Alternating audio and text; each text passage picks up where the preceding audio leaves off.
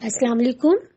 I am Iram Farouk, lecturer in Government Degree Girls College Buffer Zone and also head of Urdu department in this college. My master's in Urdu and MPhil is in progress. First of all, I appreciate the initiatives taken by the college education department of Sindh to start online channel for the student to engage them in this pandemic situation. Its syllabus was almost completed by the end of February and our worthy principal, Madam Sajda Zahir, had decided to conduct prelim examination in the first week of March. But unfortunately, Sindh government had to close all the educational institutions in the end of February to stop the spread of COVID-19. But now we have this platform to teach the student some important topics. So I have decided to revise some important topics of syllabus. Today my topic is آج میرا lecture غزل کیا ہے. غزل کا ایک مختصر تعارف. علامہ اقبال بحیثیت قومی شاعر اور علامہ اقبال کی غزل کی تشریح سے متعلق ہے. عزیز طلباء، غزل اردو شاعری کی پسندیدہ اور مقبول ترین صنف ہے. غزل کے لغوی معنی عورتوں سے گفتگو کرنے یا عورتوں کے بارے میں گفتگو کرنے کے ہیں، لیکن شاعری کی اصطلاح میں غزل ایک ایسی نظم کو کہا جاتا ہے جس میں جدا جدا اشعار میں زندگی کی مختلف پہلوؤں جیسے عشق، تصوف، غم، خوشی اور زندگی کے دیگر مسائل بیان کیے جائیں.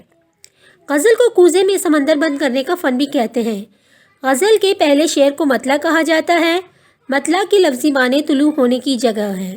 چنانچہ جس شعر سے کسی بھی غزل کا آغاز ہو اسے مطلع کہا جاتا ہے. مطلع میں ردیف اور قافیہ دونوں موجود ہوتے ہیں، یا غیر مردف غزلوں میں صرف قافیہ موجود ہوتا ہے. قافیہ ان ہم آواز الفاظ کو کہا جاتا ہے جو غزل میں ترنم یا لے پیدا کرنے کے لیے استعمال کیے جاتے ہیں. مثال کے طور پہ ناصر کاظمی کی غزل کا یہ مطلع کہ دل میں ایک لہر سی اٹھی ہے ابھی، کوئی تازہ ہوا چلی ہے ابھی. اس شعر میں اٹھی اور چلی ہم قافیہ ہیں اور ہے ابھی ردیف کے طور پر استعمال ہوئے ہیں. اس شعر میں جیسے کہ پہلے بتایا گیا ہے کہ اٹھی اور ابھی قافیہ ہیں اور ہے ابھی ردیف کے طور پر استعمال ہوئے ہیں. غزل میں ردیف ایک ہی ہوتی ہے، یعنی ردیف کے الفاظ ایک ہی ہوتے ہیں مگر قافیے بدلتے رہتے ہیں. اردو میں فارسی کے اثر سے غزل کا آغاز ہوا. قلی قطب شاہ، ولی دکنی، میر تقی میر، خواجہ میر درد، غالب، مصطفی، ناصر اقبال، ناصر کاظمی وغیرہ اردو کے مشہور شاعر گزرے ہیں. یقین محکم عمل پہ ہم، محبت فاتح عالم، جہاد زندگانی میں ہیں یہ مردوں کی شمشیریں. عزیز طلباء، یوں تو دنیا میں بہت سے شاعر گزرے ہیں، لیکن وہ شاعر جس نے اپنی شاعری سے نوجوان نسل میں عزم و حوصلہ اور اسلامی جوش پیدا کیا وہ کوئی اور نہیں، علامہ اقبال تھے. انہوں نے جنوبی ایشیا کی سوئی ہوئی قوم کو اسلام کا پیغام سنایا اور بھولا ہوا سبق یاد دلایا. عزیز طلباء، علامہ اقبال 9 نومبر 1877 کو سیالکوٹ میں پیدا ہوئے. شعر و شاعری کا ذوق انہیں بچپن ہی سے تھا. ابتدائی تعلیم سیالکوٹ میں حاصل کرنے کے بعد لاہور تشریف لے گئے اور گورنمنٹ کالج لاہور سے ایم اے کرنے کے بعد تدریس کی شعبے سے وابستہ ہو گئے اور فلسفہ پڑھانے لگے. پروفیسر آرنل کے مشورے پر 1905 میں اعلیٰ تعلیم کے لیے انگلستان روانہ ہوئے اور وہاں سے وکالت اور پھر جرمنی میں میونخ یونیورسٹی سے فلسفے میں PhD کی ڈگری حاصل کی. 1908 میں وطن واپس آ کر وکالت شروع کی اور قومی خدمات انجام دینے کے لیے مسلم لیگ میں شمولیت اختیار کی اور 1930 میں شہرۂ آفاق خطبہ الہ آباد میں تصور پاکستان پیش کیا. ان کی اردو غزلوں کے مجموعے بانگ درا، ضرب کلیم، ارمغان حجاز اور بال جبرائیل ہیں. عزیز طلباء، علامہ اقبال جنہیں دنیا شاعر مشرق کے نام سے جانتی ہے کے دل میں مسلمانوں کی ہمدردی کوٹ کوٹ کر بھری تھی. اقبال نے اپنی نظموں میں خاص طور پر مسلمانوں کو مخاطب کیا ہے اور کہا ہے تم دنیا کی بہترین قوم ہو، تم کسی بھی قوم کے محکوم بن کر نہیں رہ سکتے. اقبال نے جس دور میں آنکھ کھولی اس دور میں مسلم قوم بر صغیر میں انگریزوں سے مات کھا چکی تھی. اقبال نے اپنی شاعری کے ذریعے شکست خوردہ قوم کو عزم و حوصلہ بخشا اور انہیں ان کی شاندار ماضی کی مثال دیتے ہوئے اثر نو دنیا کی بہترین قوم کے طور پر ابھرنے کا جوش و ولولہ پیدا کیا. پیارے بچوں، یہ کوئی آسان کام نہ تھا کہ ایک شاعر ایک سوئی ہوئی قوم کو اس طرح خواب غفلت سے بیدار کرے. تاریخ میں اس کی کوئی مثال نہیں ملتی۔ اقبال ایک وسیع فکر و نظر کے مالک تھے۔ ان کی دور رس نگاہوں نے یہ دیکھ لیا تھا کہ مسلمانوں کی شکست اور خواب غفلت ان کی دین سے دوری کا نتیجہ ہے، لہٰذا انہوں نے اپنی شاعری کے ذریعے سب سے پہلے مسلمانوں میں اپنے مذہب سے محبت کا جذبہ پیدا کیا، جس کی بہترین مثال ان کا یہ شعر ہے کہ یا رب دل مسلم کو وہ زندہ تمنا دے جو قلب کو گرما دے، جو روح کو تڑپا دے۔ اقبال اپنے دور کے نامور شاعر تھے۔ ان کے تمام مجموعہ کلام میں وہ ایک شاعر سے بڑھ کر ایک ہمدرد ملت اور ایک مفکر قوم نظر آتے ہیں۔ اقبال کے دور میں جب دیگر شعراء ہمیں گل و بلبل کی باتیں کرتے نظر آتے ہیں، وہیں اقبال نوجوانوں سے مخاطب نظر آتے ہیں۔ اقبال شاعر ہونے کے ساتھ ساتھ ایک دانشور بھی تھے اور مغربی تعلیم نے ان کی فکر و نظر کو وسیع کر دیا تھا۔ عزیز طلباء، اب ہم سال دوم کے نصاب میں شامل علامہ اقبال کی پہلی غزل پڑھیں گے اور ساتھ ساتھ اس کی تشریح بھی کریں گے۔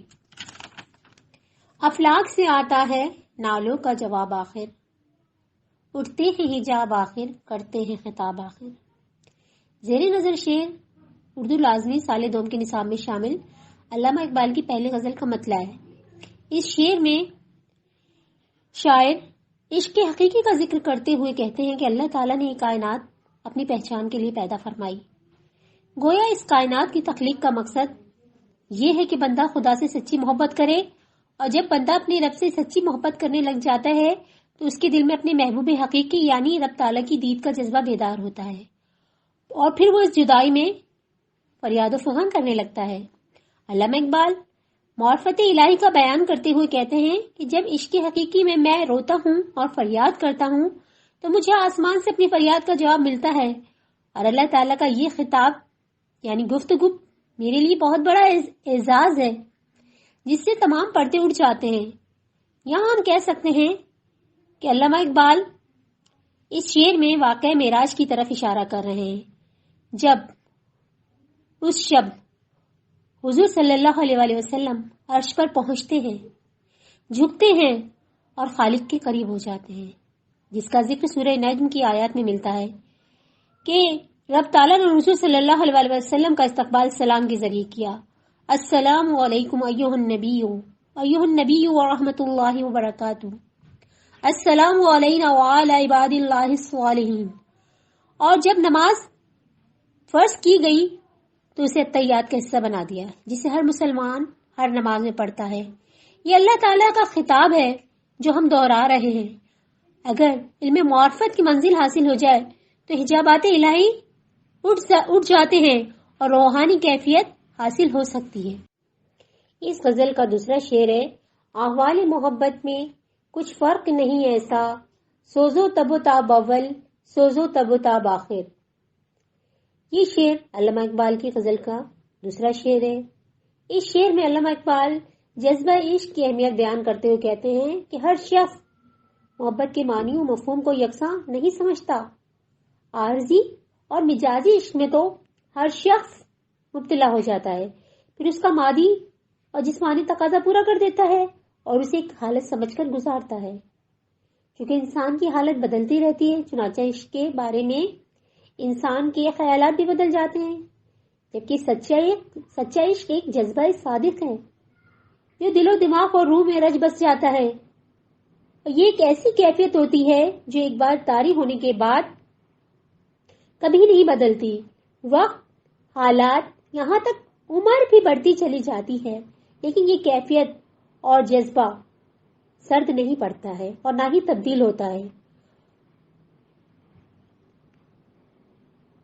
اس بات کو سمجھانا یا اس عشق کے فرق کو سمجھنا بہت مشکل ہے، اور سمجھانا تو تقریباً ہی ناممکن ہے۔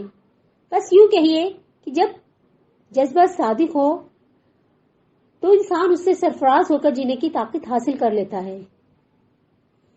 انسان اس دنیا میں احکام الہی کے مطابق زندگی گزارتا اور انسانیت کے فائدے حاصل کرنے کے لیے عظیم کارنامے انجام دیتا ہے۔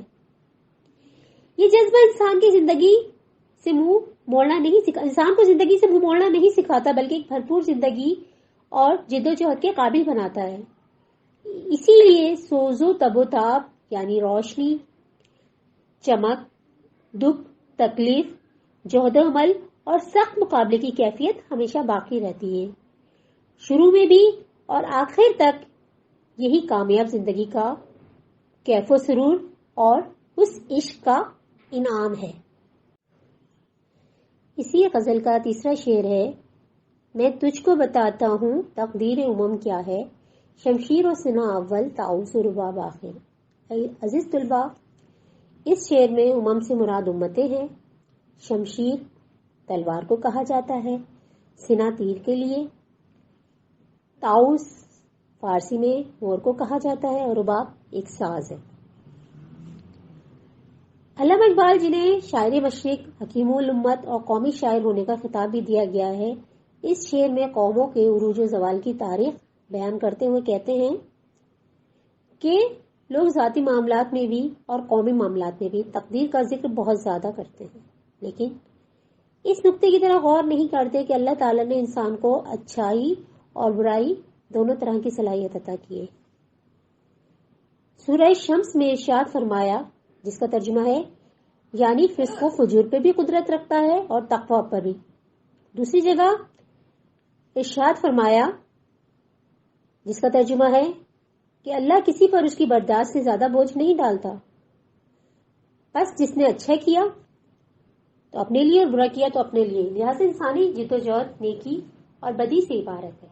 اسی طرح قوموں کی تاریخ یہ بتاتی ہے کہ جب اس میں بہادری کے اوصاف پیدا ہوتے ہیں، یعنی وہ تیر و تلوار سے کھیلتی ہے، یہ اس کا ابتدائی عروج ہوتا ہے، فتح و کامیابی اس کے قدم چومتی ہے۔ پھر جب وہ تخت اور رباب جیسے ساز و عیش کی سامان مہیا کر لیتا ہے، یعنی عیش و عشرت کا عادی ہو جاتا ہے، تو وہ اس کا آخر ہوتا ہے، یعنی عروج بہادری اور زوال عیش و عشرت سے ملتا ہے۔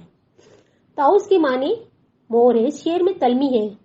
مغل شہنشاہ شاہجہاں نے ایک ایسا تخت بنوایا تھا کہ جس کو دیکھنے سے ایسا لگتا تھا کہ بادشاہ مور کے اوپر بیٹھا ہے۔ یہ عیش کے سامان مسلمانوں کے زوال کا۔ اسی غزل کا چوتھا شعر ہے، میں خانہ عورت کے دستور نرالے ہیں، لاتے ہیں سرور اول دیتے ہیں شراب آخر۔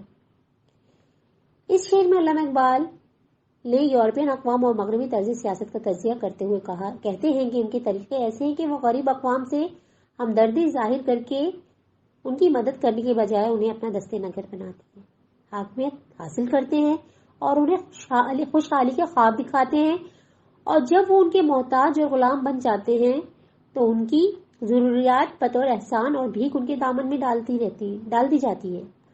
علامہ اقبال نے جب یہ شعر کہا، اس وقت ہمارے ملک کے مسلمان انگریز سامراج کے غلام تھے، اس لیے انہوں نے مغربی قوموں کی وحشیانہ اور انسان دشمن پالیسیاں بیان کی تاکہ اہل وطن ان کے فریب کو پہچان سکے اور انہیں اپنا ہمدرد نہ سمجھیں۔ اس بات کو شاعرانہ استعارے میں بیان کرتے ہوئے کہتے ہیں کہ عام طور پر شراب پلائی جاتی ہے تاکہ کیف و سرور آئے۔ اس طرح رین کو فائدہ تو ہوتا ہے، لیکن مغربی لوگ پہلے مست کرتے ہیں پھر شراب دیتے ہیں۔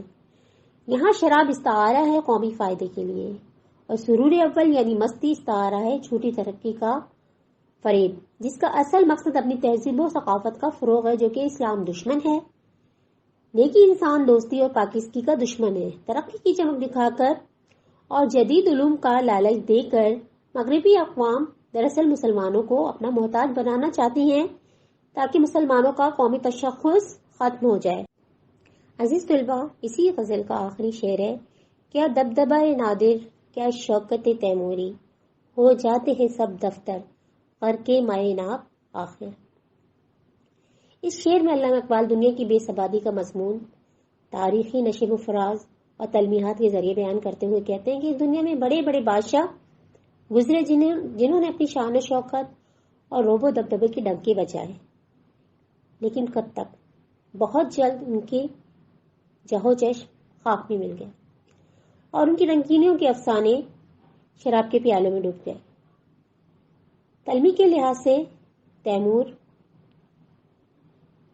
حکمران تھا، 801 ہجری میں ہندوستان آیا۔ اس کی آمد کی خبر سن کر محمد شاہ تغلق دکن چھوڑ کر دلی چھوڑ کر دکن چلا گیا۔ اس نے دلی میں لوٹ مار اور قتل و غارت گری کی، شہر ویران ہو گیا۔ تیمور چنگیز خان کی نسل سے تھا اور مغل بادشاہ اس کی نسل سے تھے۔ تیمور کی سلطنت ترکی اور ایران غرب سارے وسط ایشیا میں پھیلی ہوئی تھی۔ مغل اپنے آپ کو ترک اور تیموری بڑے فخر سے کہا کرتے تھے۔ دوسری تلمی نادر شاہ درانی کے بارے میں ہے، جو ایران و افغانستان کا بادشاہ تھا۔